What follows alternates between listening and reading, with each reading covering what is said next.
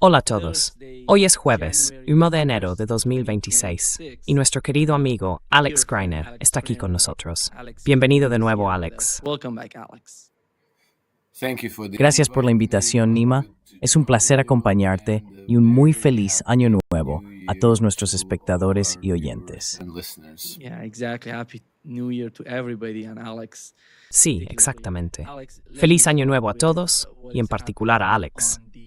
Alex, déjame empezar por lo que ocurrió en Nochevieja, que se mencionó durante el discurso del que hablaba María Zaharova. Dijo que los líderes de la Unión Europea y de la OTAN deberían entender que sus miles de millones están matando a civiles en Nochevieja. Se refería al ataque con drones contra civiles en la región de Jersón. Y Alex, hay un artículo en el New York Times que básicamente admite que no es solo Europa, sino la OTAN, junto con la inteligencia estadounidense, quienes están ayudando en los ataques, no solo en territorio ruso, sino también contra esos petroleros, los llamados ataques de la flota en la sombra. ¿Hacia dónde vamos con el conflicto en Ucrania? Porque Donald Trump llegó al poder en enero de 2025, y tras un año, acabamos de cerrar un año de conflicto bajo la administración Trump. ¿Hacia dónde nos dirigimos ahora?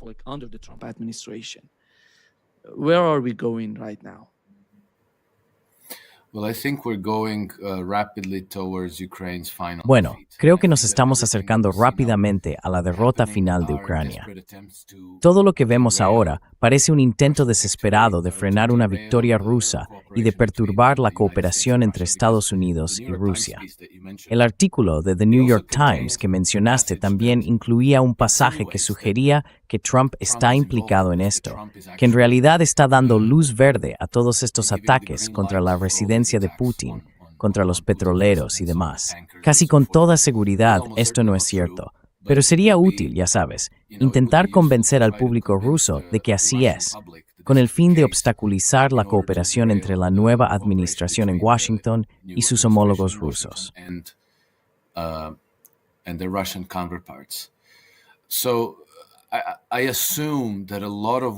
Así que supongo que gran parte de lo que sabemos o de lo que creemos saber son, ya sabes, operaciones psicológicas. Y estas operaciones están dirigidas a impedir que la paz estalle.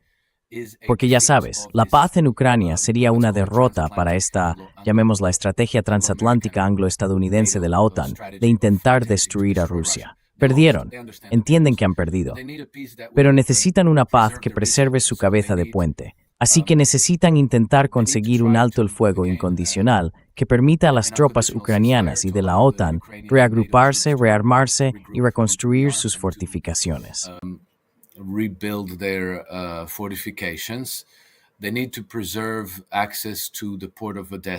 Necesitan preservar el acceso al puerto de Odessa y los principales activos de infraestructura de Ucrania para poder seguir utilizando Ucrania como base de operaciones para ataques contra Rusia, probablemente mediante terrorismo, drones, tal vez intentando introducir drogas en Rusia, incluso armas biológicas. El objetivo no es salvar a Ucrania. No les importa Ucrania. No les importa preservar la vida del pueblo ucraniano, ni mejorarla. Lo único que importa es que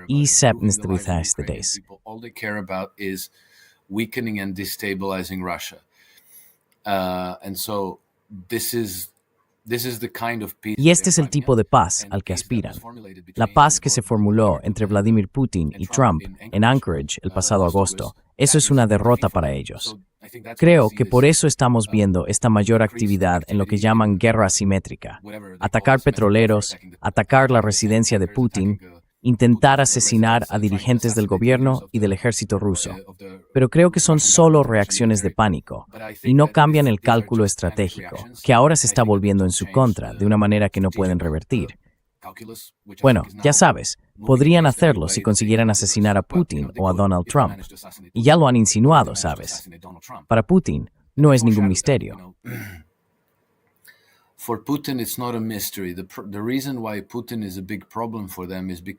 La razón por la que Putin es un gran problema para ellos es porque no está cayendo en su trampa, ¿verdad? Preferirían tener a alguien en el Kremlin que pudiera lanzar un ataque contra Bruselas, Londres o las bases militares de la OTAN en Europa. en Rumanía, Polonia, Alemania y demás, y así darles el pretexto para invocar el artículo 5 del Tratado de la OTAN. Putin no cometerá ese error, así que preferirían tener a alguien más radical en el Kremlin que les regalara la Tercera Guerra Mundial. Y luego está Trump, ya sabes. El propio Vladimir Zelensky se fue de la lengua, creo, cuando dijo, bueno, ya sabes, las cosas son como son ahora, pero quién sabe, los líderes mueren, nadie está ahí para siempre. Creo que probablemente estaba revelando la mentalidad de las cosas de las que hablan a puerta cerrada.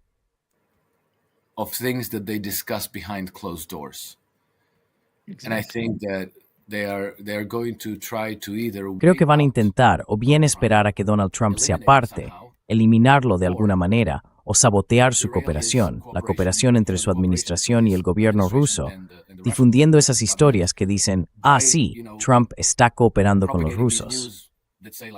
Pero en realidad él solo está desarmándolos de algún modo, intentando que relajen su postura defensiva y luego da luz verde a los ucranianos para lanzar esos contra Putin personalmente.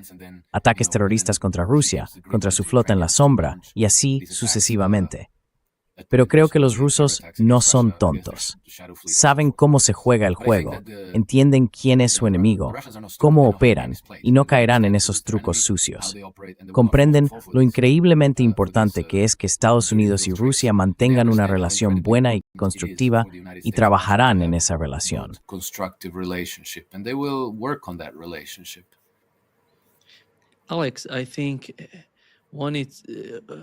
Alex, creo que una de las cosas que ahora resulta evidente entre Europa y Estados Unidos es que después de que Trump llegara al poder, aproximadamente un año después de su presidencia, se pudo ver una especie de división entre Estados Unidos y Europa.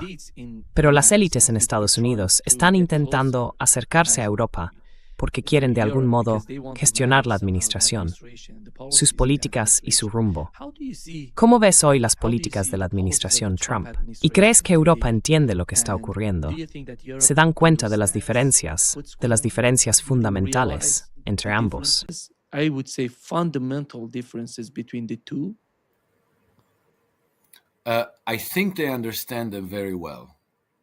Creo que lo entienden muy bien. He observado que, ya sabes, empezó muy pronto. ¿Recuerdas la reunión en Washington en la que Trump convocó a los líderes de la UOP, Alemania, Francia, Gran Bretaña, Polonia, y los sentó a todos como si fueran niños pequeños alrededor de su escritorio? No fue una buena imagen para los europeos. Básicamente se les estaba mostrando al mundo como irrelevantes. Lo que he observado más recientemente es que algunos de los mayores halcones de guerra entre los líderes europeos han estado cambiando su retórica, y de forma bastante radical.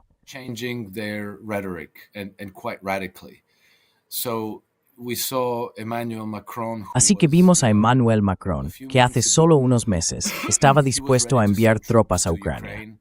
Ofrecía que Francia liderara la gran guerra contra Rusia y que utilizara las armas nucleares francesas como protección para las naciones europeas frente a los rusos. Ahora de repente cambia de rumbo y dice, supongo que Rusia no es un enemigo y tenemos que hablar con los rusos. Tenemos que construir una nueva arquitectura de seguridad que tenga en cuenta las preocupaciones de seguridad de Rusia, lo cual es básicamente la base de lo que Trump y Putin acordaron en Alaska en agosto.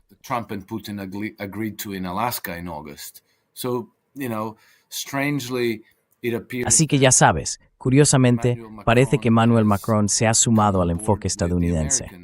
Luego tuvimos al presidente finlandés, Alex Stubb, que estaba entre los grandes halcones de guerra, diciendo, ya sabes, sí, Rusia es un rival, pero no realmente un enemigo, y no deberíamos esperar que Rusia invada Finlandia. Interesante.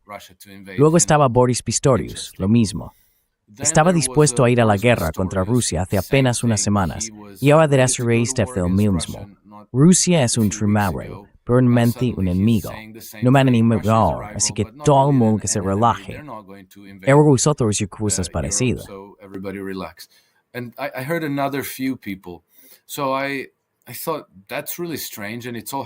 Así que me pareció realmente extraño.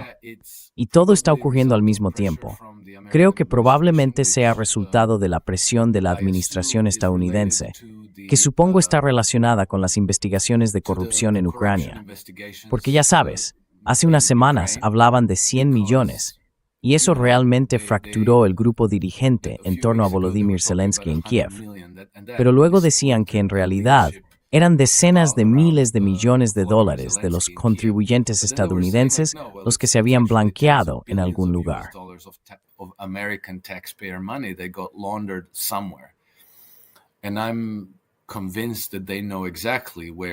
Y estoy convencido de que saben exactamente a dónde se blanqueó y de que están utilizando esto para presionar a los líderes europeos a ceder, a abandonar su insensata carrera hacia la guerra y a cooperar con la política estadounidense. Así que creo que este es el gran cambio que está ocurriendo ahora mismo. Creo que el objetivo final que tienen los estadounidenses y los rusos es cambiar por completo la arquitectura de seguridad del continente europeo. Y si tienen éxito, probablemente veremos una desintegración de la OTAN y de la Unión Europea. Así es como conecto los puntos al observar lo que está ocurriendo. That's how I connect the dots by observing what's happening, but we also have a little passage in the recent. Pero también tenemos un pequeño pasaje en la recientemente publicada Estrategia de Seguridad Nacional de los Estados Unidos, que dice que Estados Unidos tiene la intención de contrarrestar la dirección actual del desarrollo de la Unión Europea, que en realidad pretende oponerse activamente a esos desarrollos procedentes de la Unión Europea. No sé exactamente qué significa eso, pero supongo que, en coherencia con otras partes del documento de la Estrategia de Seguridad Nacional, trabajarán con los movimientos soberanistas en países como el Reino Unido, Alemania y Francia contra, digamos, los grupos que apoyan el orden mundial basado en normas. Así que la imagen que se desprende es, ya sabes, irregular, pero bastante coherente. It's spotty, but it's rather consistent. And so Y así he llegado a la conclusión de que lo que Trump y su administración están haciendo es algo auténtico, que representan una oposición genuina a ese imperio globalista basado en normas que intenta destruir a Rusia y que los estadounidenses están tratando de dirigir el rumbo en una nueva dirección. Por supuesto, tienen muchos enemigos, no solo en Europa, sino también en su propio país. Ya sabes, grupos muy poderosos que han sido algunos de los principales beneficiarios del orden global posterior a la Segunda Guerra Mundial, completamente leales a este sistema global basado en normas, leales al Grupo de Davos, a la City de Londres, a Bruselas, al Banco Central Europeo, a la OTAN y demás, y que intentarán sabotear el intento de Trump. To sabotage Trump's attempt, and we've already seen with the National Defense Authorization. Y ya hemos visto con la Ley de Autorización de la Defensa Nacional, que se aprobó hace unas semanas, que de alguna manera han atado de manos a Trump al decir, oh, no puedes retirar tropas de Europa y tienes que seguir financiando a la OTAN y tienes que continuar. Ya sabes, están intentando sabotear su cambio de política. Pero ya veremos. Creo que probablemente la mayor batalla será en 2026, y esa batalla se librará en el ámbito interno estadounidense. Trump tiene que ganar las elecciones legislativas de mitad de mandato de 2026, y mucho depende de eso, porque de lo contrario se verá limitado a las órdenes ejecutivas, y todas ellas pueden ser revocadas por la siguiente administración.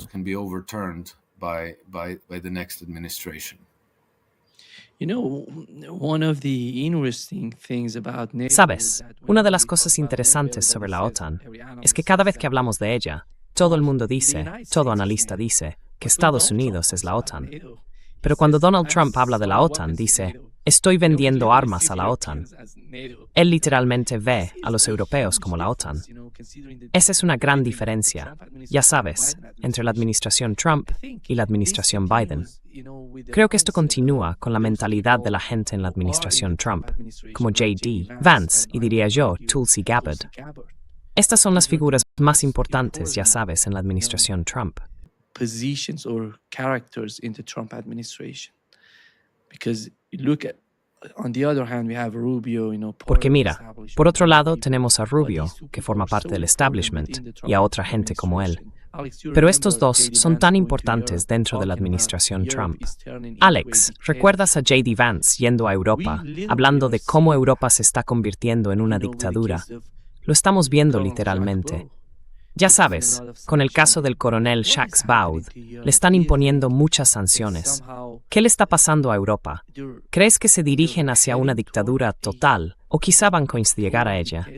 ¿Podremos encontrar nuevos líderes en Europa que puedan salvarla de esta gente?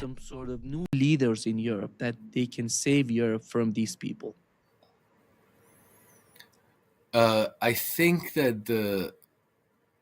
Creo que los estamentos gobernantes al frente de la Unión Europea y los gobiernos de Alemania, Francia y Gran Bretaña se están moviendo claramente en una dirección autoritaria. Quieren convertir Europa en un bloque autoritario. Están impulsando la represión de toda oposición política e introduciendo sistemas de censura muy duros y muy radicales porque necesitan controlar el relato. Creo que su plan, que ha sido la obsesión de estas mismas estructuras de poder durante siglos, es intentar destruir Rusia. Y creo que lo que estamos viendo hoy sigue emanando de City Londres.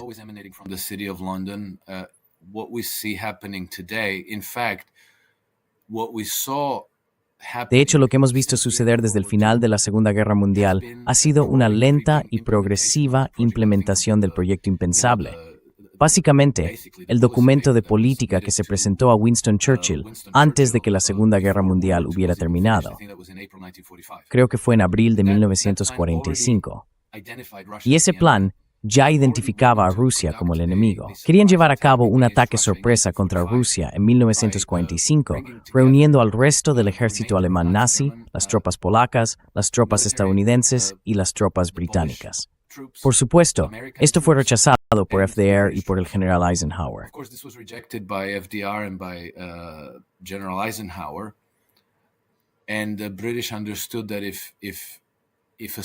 Y los británicos entendieron que si un ataque sorpresa en 1945 no salía adelante, entonces el proyecto tendría que ser algo a muy largo plazo, probablemente algo que llevaría décadas. Y luego, al año siguiente, Winston Churchill pronunció su discurso del telón de acero, declarando a la Unión Soviética como el enemigo de Occidente, a pesar de que hasta ese momento la Unión Soviética había sido aliada de Occidente. Y ya sabes, juntos destruyeron el gran azote del continente europeo, la Alemania nazi de Hitler, ¿verdad? Así que este debería haber sido un momento para que esas potencias se unieran, una celebración de tender puentes en lugar de construir bloques militares.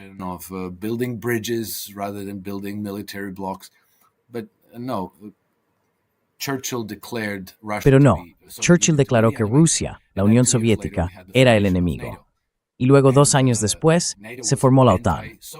La OTAN fue un bloque antisoviético desde el principio. No se creó por ningún otro motivo.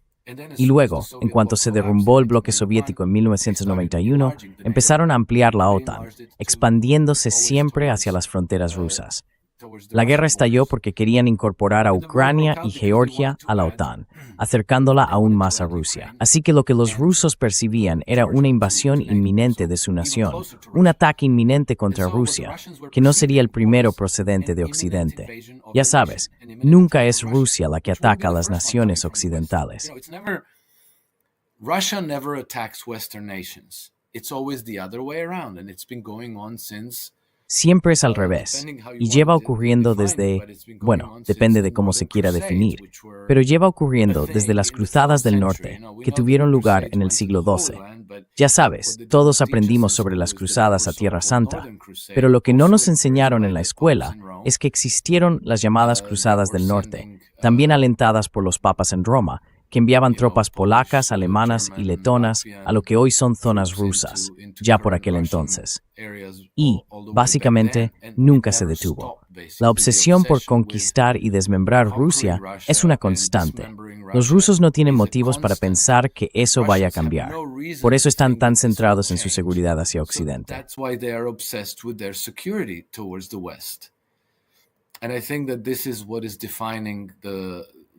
Creo que esto es lo que está definiendo la geopolítica que vivimos hoy. Y creo que si el liderazgo europeo actual se saliera con la suya, tendríamos una repetición de los años 30 en una forma diferente, con distintas banderas, distintos colores, pero esencialmente lo mismo.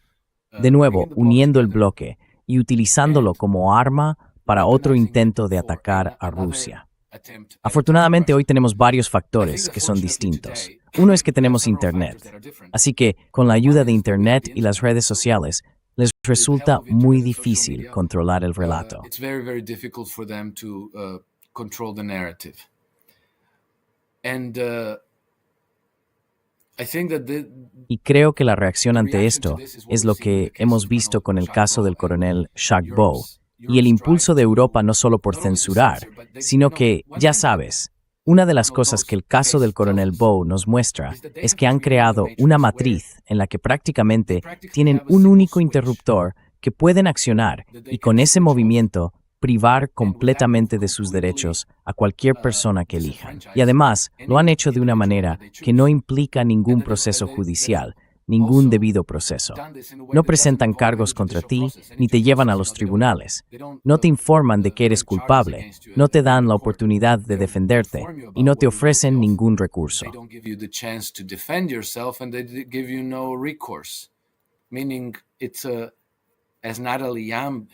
Es decir, como dijo Natalie Yam, que es una de las víctimas de esto, se trata de una sentencia de muerte socioeconómica. Solo que es peor porque ya sabes, si te meten en prisión o te matan, desapareces. Y al desaparecer, dejas de ser una carga para nadie. Si te sancionan, te conviertes en una carga precisamente para las personas que forman tu red de apoyo social. Y el castigo se extiende a tus dependientes. Así que si tienes empleados, padres mayores o hijos pequeños, todos son castigados solo porque algún burócrata sin nombre te puso en esa lista y luego Kayakala la firmó. Esta es una cara muy, muy fea que estamos viendo emerger en el lado de Europa. Y por eso creo que esto probablemente fracasará.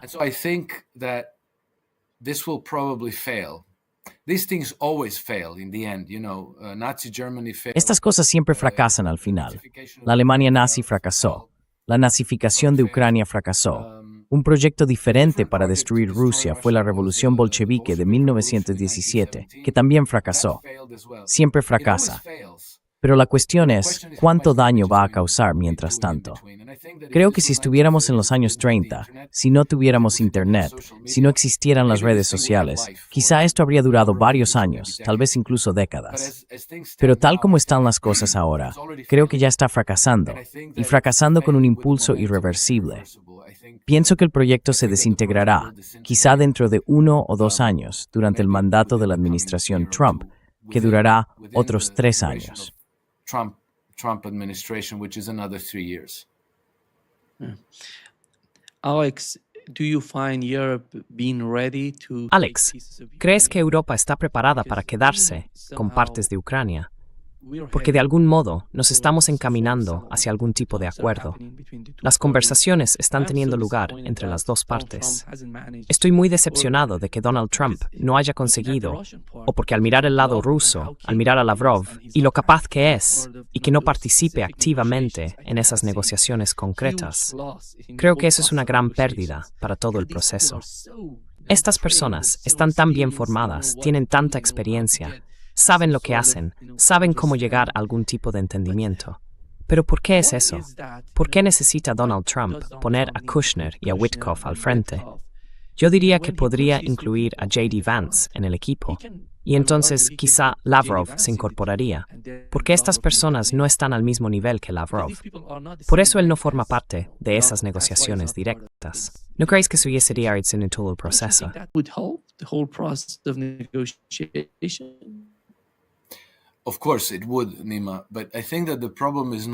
Por supuesto que sí, Nima, pero creo que el problema no es lo que favorecería el proceso de negociación. Creo que el problema es qué provocará la menor resistencia en el frente interno. Porque verás, Trump está caminando sobre un sistema muy, muy complicado de intereses opuestos, no solo en Estados Unidos en general, sino incluso dentro de su propio gobierno. Y los medios lo critican con facilidad por venderse a Putin, ¿sabes? La gente dice, oh, este acuerdo de paz es todo lo que Putin siempre quiso. Y luego eso circula por los medios, y Putin sigue siendo demonizado las 24 horas del día en la prensa occidental. And Putin is still demonized 24/7 in the Western media. So it's a Es un difícil acto de equilibrio para Trump. Creo que la razón por la que envía a Witkoff y a Kushner allí es porque necesita enlaces de confianza con sus homólogos en el Kremlin. Puede que Trump no confíe en Rubio tanto como confía en Witkoff. Rubio podría ir allí y descarrilar las cosas, empezar a crear problemas con los rusos, luego volver a casa y dar una versión incorrecta de lo ocurrido. Creo que por eso Trump va con Witkoff y Kushner. Sin embargo, creo que los contactos son mucho más amplios de lo que sabemos. Are much more extensive than we know. Rubio himself. Bueno, el propio Rubio lo reveló hace unos meses, diciendo que hay negociaciones secretas muy amplias que se están llevando a cabo en paralelo. Así que creo que ambas partes están haciendo lo que consideran necesario, pero lo hacen de una manera que provoca la menor resistencia posible del otro bando. Y luego, ya sabes, no estoy seguro. Bueno, los rusos tienen su estrategia, y en este momento están ganando en el campo de batalla. Su objetivo, ya sabes, es la mentalidad occidental tiende a estar obsesionada con los territorios, con las conquistas territoriales, con los colores en el mapa.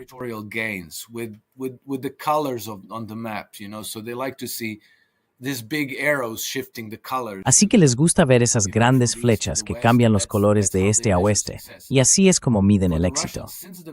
Para los rusos, desde el principio, y han sido muy claros al respecto, se trata de desmilitarizar y desnazificar Ucrania. Ese ha sido uno de los 4 objetivos declarados de esta operación militar especial.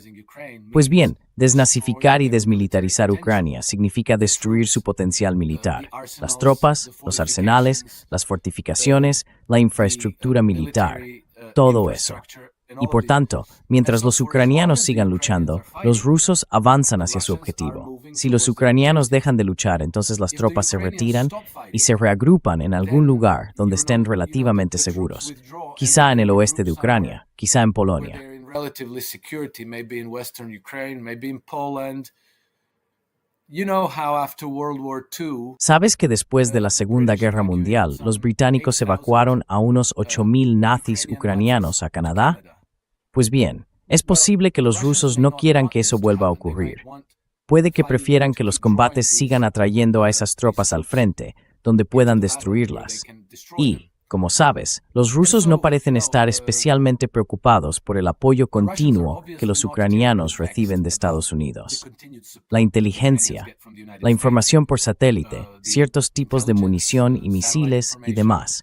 Los rusos no se preocupan porque eso mantiene a los ucranianos en la lucha.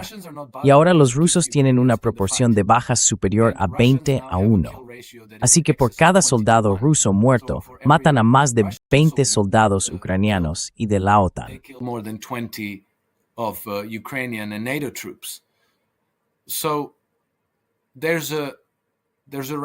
Así que hay una razón para que los rusos quieran continuar esta lucha. Y esto puede formar parte de un acuerdo entre los rusos y la administración Trump. No se trata de incompetencia, torpeza o fracaso, sino de hacer exactamente lo que se ha acordado. Planteo esto como una posibilidad. No tengo información interna que confirme que esto sea lo que acordaron, pero no sería algo sin precedentes en la historia que el bando vencedor prefiera continuar la lucha en lugar de poner fin a la guerra en ese momento. Porque saben que todo lo que no destruyan ahora podría ser utilizado contra ellos más adelante, en un momento ventajoso para su enemigo.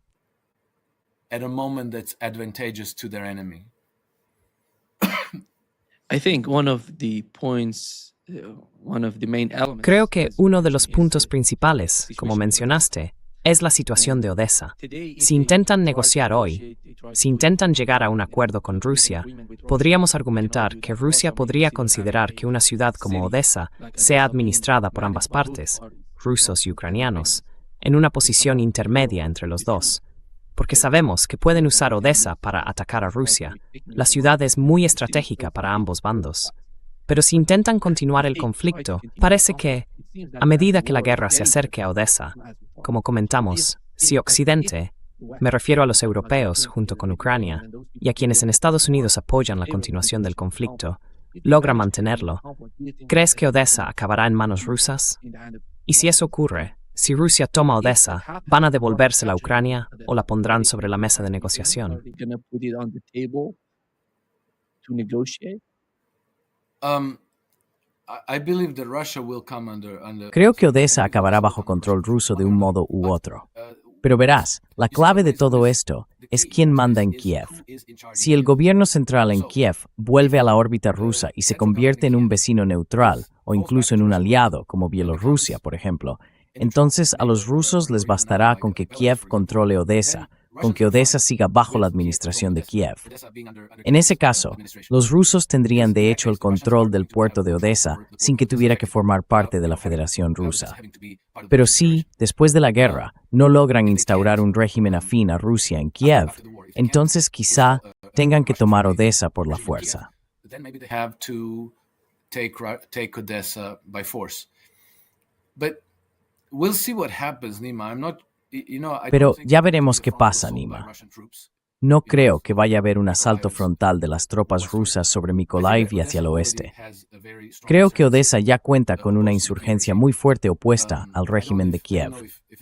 No sé si es realista esperar refuerzos procedentes de Transnistria, pero creo que los rusos tendrán muchas formas de infiltrarse en Odessa y tomarla, e incluso hacerlo, digamos, con un derramamiento de sangre mínimo, mediante la insurgencia local y los activos de inteligencia militar rusa, que se unan a esa insurgencia sobre el terreno y eliminen simplemente los intereses occidentales y al gobierno actual leal a Kiev, leal a Zelensky. Government loyal to Kiev, loyal to Zelensky.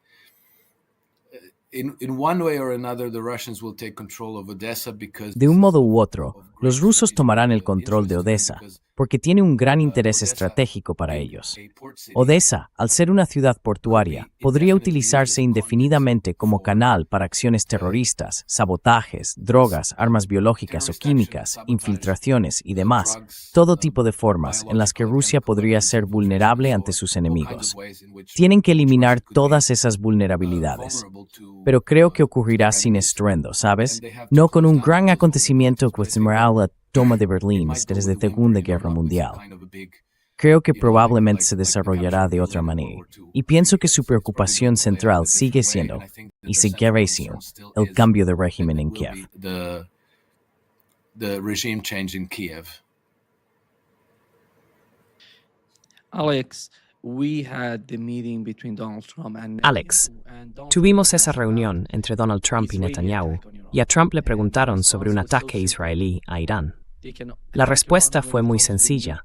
Pueden atacar a Irán en lo que respecta al programa de misiles balísticos, pero cuando se trata de lo nuclear, pueden ir rápido. Puedes entenderlo tal como él lo describe, o puedes leer entre líneas, ya sabes, y ver que cuando Donald Trump habla con tanta soltura de este tipo de ataques, en realidad significa lo contrario.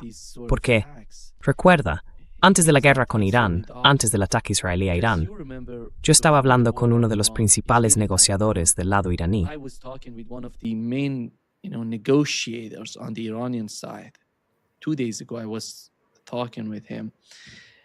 Hace 2 días estuve hablando con él porque quería saber qué había pasado durante esos días.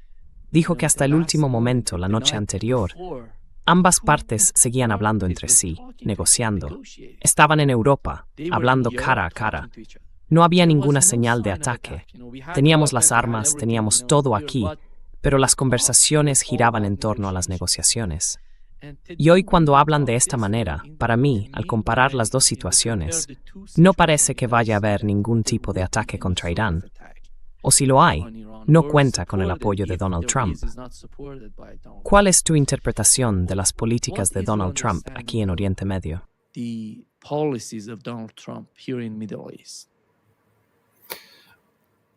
Okay, so I first want to brush aside this notion that Vale, primero quiero dejar de lado esta idea de que Trump es un gran partidario de Israel y un gran amigo de Benjamin Netanyahu. Simplemente no es así. A Trump no le gusta Benjamin Netanyahu. Bueno, no sé si a alguien le gusta Benjamin Netanyahu, en realidad. Pero ya sabes, Netanyahu fue el primero en coger el teléfono para felicitar a Joe Biden por su elección robada en 2020, antes incluso de que se anunciaran oficialmente los resultados. No creo que Trump vea eso como algo importancia, como algo pasada. Creo que se lo tomó mal. Y la relación entre Trump y Netanyahu nunca ha sido, digamos, amistosa. Let's say friendly. And so I've been saying this for a long time that Y llevo mucho tiempo diciendo esto. Si yo fuera sionista, no confiaría en Trump en absoluto. Pero Trump tiene un gran bloque de votantes pro-sionistas en Estados Unidos, entre 60 y 70 millones de votantes que son o bien judíos sionistas o cristianos evangélicos, que digamos hasta el asesinato de Charlie Kirk, apoyaban de forma muy clara y sin dudar al Estado de Israel, incluso de manera fanática. Ahora todo eso se está disipando. Así que creo que cada vez que Trump habla de Israel, de esas ideas de atacar a Irán, de las armas nucleares de Irán, de su relación con Israel y con Benjamin Netanyahu y demás, se está dirigiendo a esos votantes. Ese es su público. Pero, por lo que he deducido de sus declaraciones sobre Irán, está claro que quiere negociar con Irán. It's clear that he wants to negotiate with Iran. He probably understands that Iran is a big Probablemente entiende que Irán es una nación grande y poderosa, con mucho talento técnico y de ingeniería, y con abundantes recursos naturales, algo extremadamente importante en términos de posicionamiento estratégico, no solo como parte de la arquitectura de seguridad de la región, sino también como un punto clave a lo largo del corredor de transporte norte-sur. Así que tiene importancia de muchas maneras. Para la política exterior de Estados Unidos, debería ser natural querer establecer una relación constructiva con los líderes de Irán. Creo que por eso la parte estadounidense ha estado muy interesada en negociar con los iraníes, aunque por razones políticas esto deba hacerse de forma muy discreta, incluso en secreto.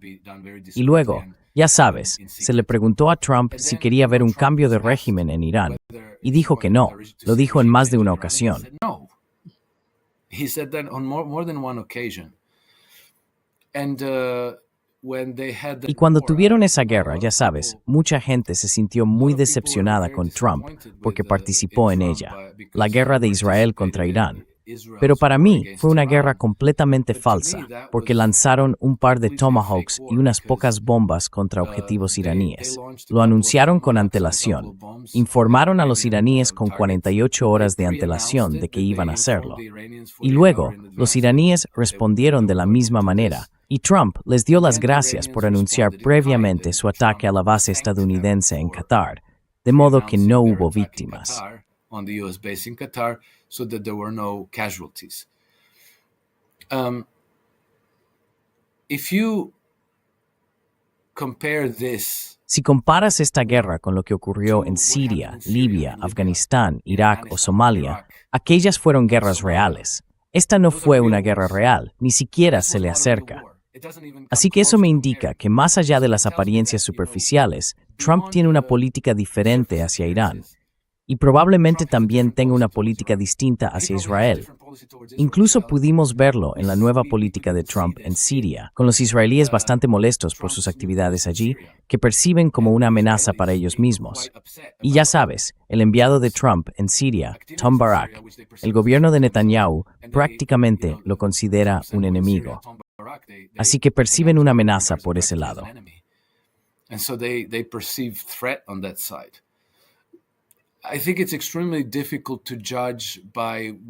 Creo que es extremadamente difícil juzgar por lo que oímos en público, porque siempre está destinado al consumo público.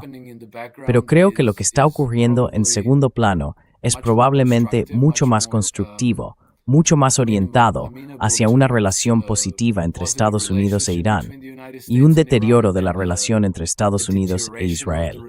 Pero no pueden anunciarlo. Ya sabes, no pueden hacer una declaración pública diciendo, sí, vamos a ser amigos de los iraníes, y no importa los israelíes, no les damos matanza. we don't give them any further importance. Because it's not just about Iran, Alex. You know that Israel Porque no se is trata moving solo de towards Irán, Cyprus Alex. and Greece. Sabes que Israel se está acercando a Chipre y Grecia para formar una nueva alianza, una especie de asociación contra Turquía. Porque Turquía va a ser su peor enemigo, según lo están diciendo en sus medios. Y Estados Unidos tiene que elegir. ¿Realmente quiere enfrentarse a todos esos países de Oriente Medio para apoyar a Israel? ¿O quiere, de algún modo, convencer o dejar claro a Israel que no puede ir y luchar contra todos en esa región? No son países pequeños, no son islotes que se puedan derrotar fácilmente. El resultado de la guerra de 12 días muestra lo grave que fue la situación para el lado israelí. Exactly. So the reason why Exactamente. Así que la razón por la que, bueno, ya sabes, en 2012, la comunidad de inteligencia estadounidense en su conjunto, las 16 agencias, elaboró una revisión de la relación de Estados Unidos con Israel, y todas llegaron a la conclusión de que los intereses del Estado de Israel son en realidad antitéticos a los intereses de Estados Unidos en la región.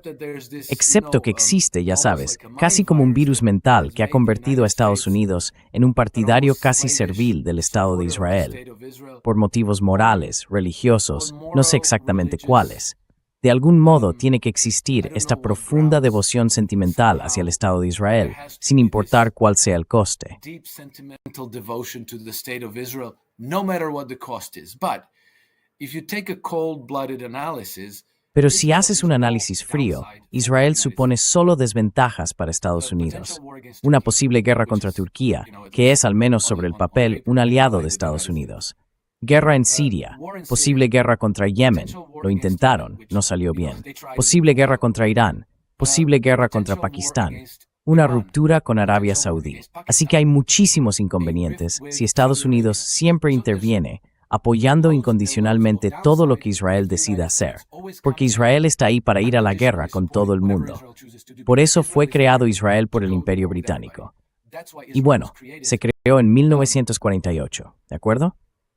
by the British Empire, and it was created in 1948, okay, but there was a Balfour Declaration which was. Pero ya sabes, estuvo la Declaración Balfour en 1917 y el Acuerdo Sykes-Picot, que se formuló en 1916. Y luego, los preparativos para el Estado de Israel, si retrocedes en el tiempo, se remontan, creo, a la década de 1870. Fue un proyecto del Imperio Británico. Ellos fueron los principales beneficiarios, y su objetivo era asegurar la región y sus recursos de petróleo y energía.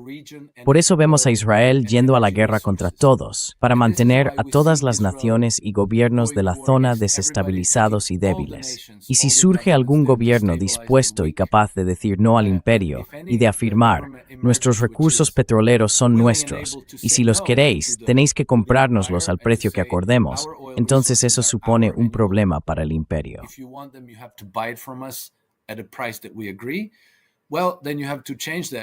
Bueno, entonces hay que cambiar ese régimen. Y en este momento ese régimen es Irán. Pero ya sabes, todo régimen es un objetivo. Y por eso se creó Israel, por esta razón. El Imperio Británico nunca se preocupó por el pueblo judío, del mismo modo que no se preocupa por el pueblo iraní, ni por el pueblo armenio, ni por ningún otro pueblo. Los ve a todos como peones útiles, como carne de cañón, y por eso crearon el Estado de Israel. Así que creo que Estados Unidos, que también ha sido, en gran medida, un servidor de los intereses del Imperio Británico, ha llegado a la conclusión de que los intereses del Estado de Israel no son los mismos que los intereses de Estados Unidos.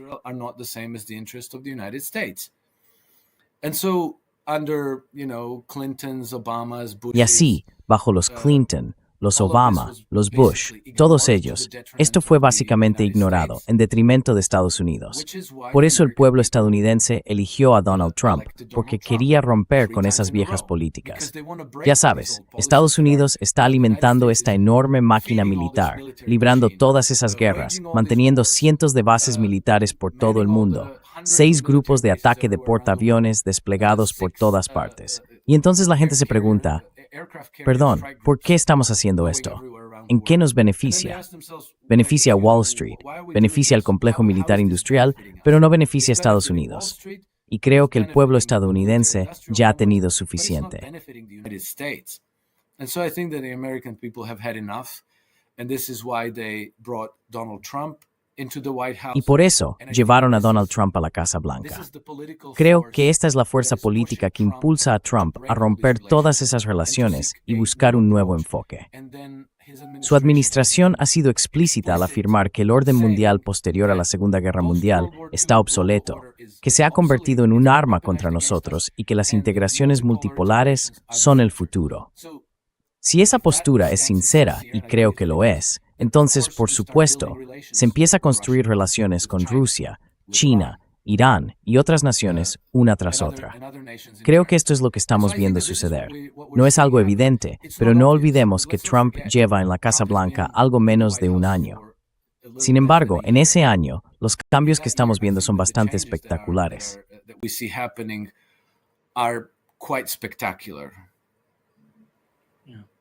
Alex, just to wrap up this session, we have BRICS. Alex, para cerrar esta sesión, tenemos noticias de que las armadas de los BRICS tienen previsto realizar ejercicios conjuntos en Sudáfrica en enero de 2026. ¿Cuál es el plan por parte de los BRICS?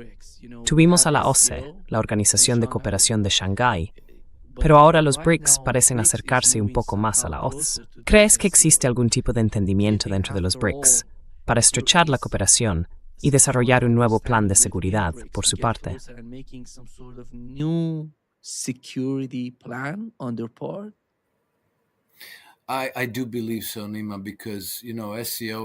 Creo que sí, Nima, porque la OCS se centra en el continente euroasiático. Pero las vulnerabilidades, digamos que tenemos un choque entre dos sistemas de gobierno. El orden internacional basado en normas, que es básicamente una reencarnación del Imperio Británico, y luego el resto del mundo. Las naciones que quieren ser soberanas, que quieren comerciar en sus propios términos, desarrollar sus economías y sociedades según sus propias condiciones, y aún así no se les permite hacerlo. Así que las vulnerabilidades existen en Sudamérica, existen en África. Hay que dar a países como Burkina Faso, Chad, Sudán, Níger y otros el apoyo que necesitan. Se necesita algún tipo de arquitectura de seguridad colectiva para, digamos, tapar esas vulnerabilidades.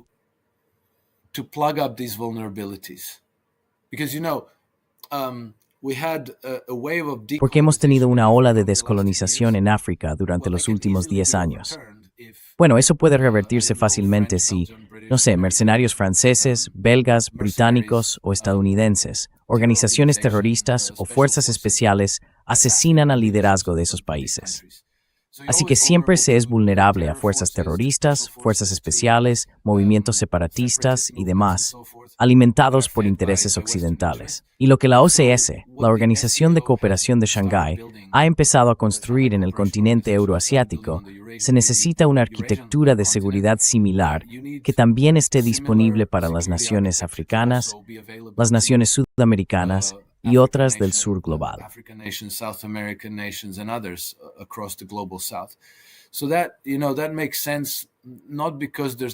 Así que eso tiene sentido, no porque necesariamente hay una causa común entre ellos, sino porque la causa común es la resistencia al orden global basado en normas que pretende imponer una especie de desarrollo monocultural. Tienes que comerciar como decimos, producir lo que decimos, no producir lo que decimos que no deberías. Aceptar estas monedas como pago. Esas son las condiciones del comercio. Tienes que celebrar desfiles por los derechos LGBT cada año o cada 6 meses. Tienes que cambiar tu educación, cambiar tu sanidad. Tenemos que vacunar a tu población y así sucesivamente. Y tienes que creer en la religión del clima, cubrir tu tierra con paneles solares y molinos de viento y comprar la tecnología que nosotros queramos.